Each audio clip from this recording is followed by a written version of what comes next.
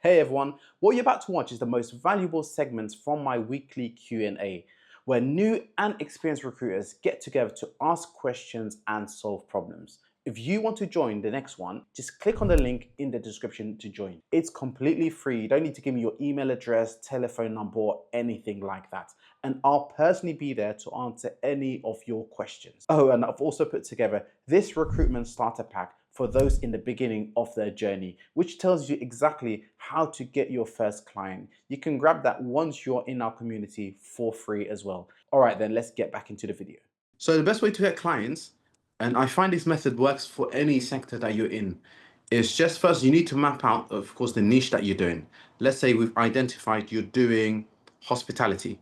So now you need to break hospitality down further into what specific niche you want to do, because you can't conquer the whole world in one go, right? You've got to conquer one area, and once you've built that area, then move on to other sectors or other parts within that sector. So if we stick with hospitality and we break it further down into hotels, the way I build a database would be I'll go online.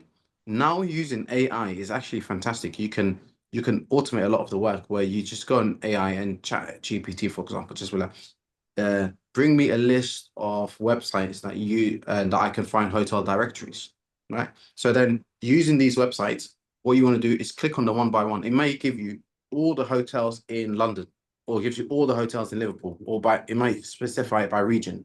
So what you want to do is click on them one by one. This is a tedious task, which you can automate as well. And you want to click on them one by one and go on the website. And you generally find it in About Us or Contact Us or Information, one of those pages. It will have the hotel's email address. And that's the most vital piece of information for me, which is emails. It's more vital than addresses. It's more vital than telephone numbers. Emails are very important because emails, once you got it, you can send them an email and they may respond a month, 2 months, 3 months, 2 weeks later. I'll get actually clients that respond 6 months later. And I know it may sound crazy how you're responding after 6 whole months, but it just shows you it's been sitting in the inbox and they didn't have a need until now. And they may search it. When they have a need, they search the inbox. Oh, hospitality agencies. And yours might be in there because you've sent an email 6 months ago. So that's the quickest way I've built, or I do client acquisition to build any sector that you want, is find the niche that you want to do, then specify it into the exact sector that you want to do in that niche, and then find the websites that you can find the email addresses. So hotels in Liverpool, hotels across all of England, and then put that all into an Excel sheet one by one. And yeah, that can be automated as well, but I guess that will come further down the line. I'll probably do some more about AI tools and which ones to use to help you automate your work and stuff like that. But for the time being, you can use general scrapers online. You can do it manually yourself. You can hire a VA, virtual assistants overseas, which costs you, of course, a lot less than hiring someone in the UK, etc., to do this admin task. So you can go like people per hour, Fiverr, all of these websites to get someone to do this task for you. And once you put it into an Excel sheet, then the next thing would be, like I was speaking to Tonya, now you've got all the clients, right? Now you need to get them a really good CV of someone that works in hospitality, like a hotel manager, a really good hotel manager that's got years of experience, that is very senior, that can do exactly what they're looking for, and send that email out to hundreds, if not 200 to 500 or 1,000 people, right? And you're knocking on a lot of doors now.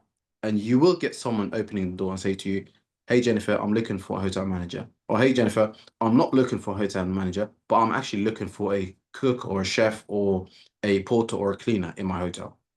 So that's how the quickest, it's not exactly the quickest way, but that's the most effective way I find when it comes to client acquisition. You got to be able to also be adaptable and like pivot. So for example, you want to focus on DevOps for now, and then you get another vacancy that comes up. They're like, hey, Tony, I'm not looking for a DevOps engineer, but I'm looking actually for like a senior cloud engineer.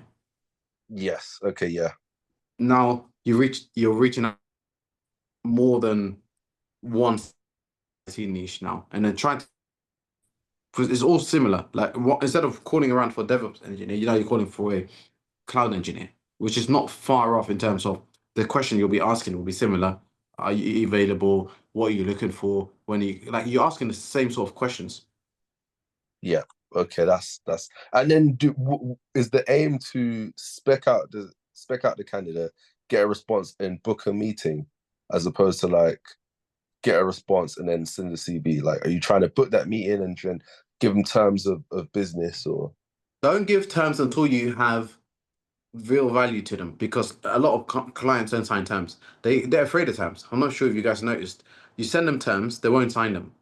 They think like if I sign your terms, I'm stuck with you, or I have to work with you, or I have to pay you some sort of money. What I like to say to my clients also, I make it clear by signing our terms does not mean you have to work with us. There's no obligation of you even accepting our candidate. Mhm. Signing our terms just means that you won't steal my candidate, and I'm sure you won't already do that. But that's all it means. You have to be quite clear to them, and then they'll be like, "All right, cool. Now a bit of peace of mind," because they think like, "I signed terms. Oh, that's it. I'm stuck. I'm obliged." Ever they're scared of putting their signatures on there. So I wouldn't send terms until you give them value. So you've given them a CV. They looked at the CV. They're like, "Oh, we really like this look of this person. Can we book them in for an interview?" I'm like, "All right, cool. When do you want to book them in? How does next week Wednesday sound?" "Yeah, that's perfect. What time should we say?" 12 o'clock. Perfect. Let's do 12 o'clock next week Wednesday. "Oh yeah, but just to confirm this interview, you've got to sign our terms and conditions." It just means like, of course, you won't steal the candidate. Now they want to sign your terms because they're looking forward to that interview for next week Wednesday. Have a candidate and they just said to you, "Hey, Tony, I'm looking for a DevOps engineer," and then you're like, "All right, here's our terms and condition." Wow, got it. They may No, not, it's they may like, not want to sign that yeah, because they're like, "Okay, I'm gonna sign this. I've not read over these terms. I don't know what he's put in the blueprint or the small print. Now, and should I sign it?" Or more than likely, they won't respond back to you. I don't know if you guys had it before where you just send terms and the client's just not signed it. Has anyone had that? Yeah, I've had a few times. And would you say it's before you offer them any substantial value? So usually it's quite early days. So usually I would send out the actual CV as in Yep. like a spec one, and then Yep. they're like, yeah, cool, we want him. Let's get him for a interview. I'm like, yeah, cool, that's fine. But before that, before I get him for an interview, I need to just get some obviously some terms signed first, and then they'll just like ignore the whole terms part, and they'll just start talking about the whole like, interview part. But from what I understood, obviously you can correct me if I'm mistaken. Um, if they give you like a verbal confirmation, even by sorry, not a verbal, if they give you like a written confirmation or written email saying that they're happy with the Yeah. terms, even if it's not signed, I think like from like a legal standpoint, that still counts. Yes, that's it. That's a form of engagement. Exactly. So Yes. that's why Yeah. personally, I'm not too fussed on that. As long as I've got something right and saying that they're happy to like accept the actual terms, then it's fine for me. Yeah. You can even put on your email at the bottom by working with us is agreeing to our terms and condition by booking anyone. Like you can put anywhere in the blue, small print, and anything like that you can do. And but yeah, from a legal point of view, because I had it before, where they worked with my candidate inside my terms and they stole my candidate, and I actually managed to get money out of them. And it was because engagement is a form of accepting your terms. But yeah, that's like a whole nother topic because I don't want to go down the route because it's better to get into practice of getting terms signed. Got it. That makes sense. That makes sense. Yeah, but the terms I would say once you have like you just said, like they like the candidate, and then you said like you send them the terms and then they kind of ghost you.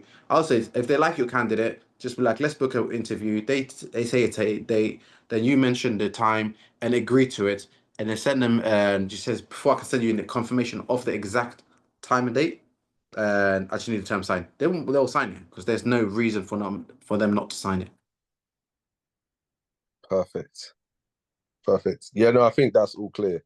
I think yeah, I've just been maybe overthinking um everything and thinking that you have to go through like a certain process and get them on a call and explain what your business does and all that kind of stuff. But yeah, it seems Yeah. pretty good. Yeah, the more you overdo it, it's like another example I would give you is I see people when they send the emails out to their client, they write their missions about us or the mission statement or more about their company, and like you're doing a lot and the client's not really interested about you, really Mm, and truly. They don't really care about you per se, your company, the logo, the branding, all of that. It's more personal to you. What they mm, care about is the value that you can deliver, the how good that your candidates are. And you could have been established for a week, 2 days, doesn't matter. If you got a good candidate, you can deliver. You're rubbing shoulders with a company that's been there for 30 years. It doesn't matter. It's all about how good are your candidates. Right. So we should really just be focused on like candidates and just getting as much quality candidates as possible. That's all it is. That's Yeah. all it is. Yeah. Because once you have that, every client's gonna be like, yeah, I want this person. Right. Yeah. That makes sense. Makes sense. Thanks a lot. Thanks a lot. No worries at all. Sorry. Have you, I think you said like, or like I've heard or I've seen it somewhere, like you provide one-to-one help as well?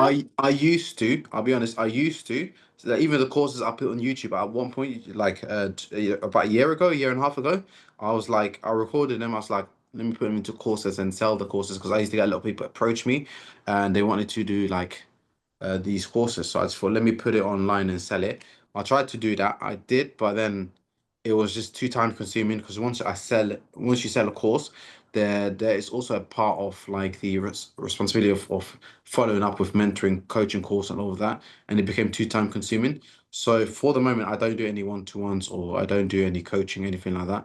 Everything I do, I kind of put it online for free, and the only thing that I do is the only one thing that I do is this Thursday course, and that's all I can currently commit to. We have the Telegram chat. I do answer, and other people as well. They contribute and answer as well.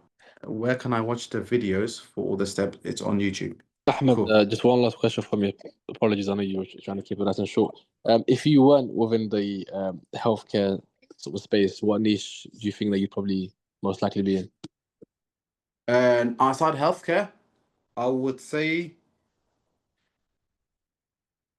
that's a good question. That's outside healthcare. I actually don't know, but I don't know. I don't know much about IT. I know IT is really good, but I honestly don't know too much about IT. And I would say IT probably because of the salaries that they earn. It's quite high salaries. So anything that you can get really high salaries, the higher the salary, the higher the percentage, and the more money you make. 100%. That's true. Yeah. That's true. But of course, I mean, obviously, I think with IT, it is like the most saturated like niche within all niches. Like, would that not Even like if it's saturated, I wouldn't be afraid of saturation. It just means that if as long as your candidates are good, they'll take your candidate as well.